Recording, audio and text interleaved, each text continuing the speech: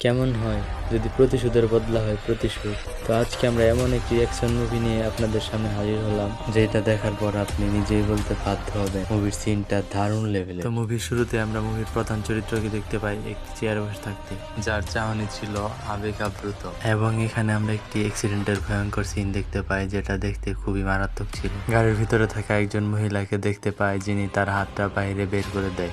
এবং আমরা একটি গানম্যানকে দেখতে পাই যে তার দিকে বন্দুক তাক করেছিল এবং তার ফোনে একটি কল আসে। তাকে বলা হয় যে গাড়ির মধ্যে থাকা আহত মেয়েটিকে তোমরা আমার কাছে নিয়ে এসো। তারপর আমরা মেয়েটির চেহারা দেখে বুঝতে পারি যে এটা আসলে নায়কের বউ। তারা একে অপরকে দেখে এতটা খুশি হয় যে ইমোশনে তারা কেঁদে ফেলে।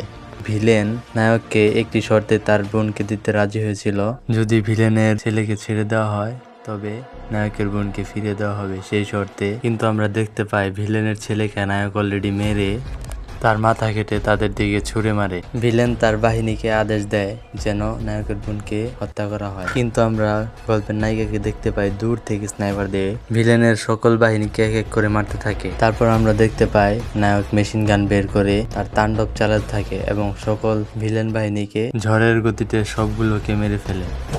অবশেষে আমরা দেখতে পাই এমন একটা এন্ট্রি নিয়ে, সেটা ছিল পুরাই দেখার মতো। তো বন্ধুরা, ভিডিওতে তো একটা লাইক দিতেই পারো এবং চ্যানেলটি সাবস্ক্রাইব করে আমাদের পাশেই থাকো।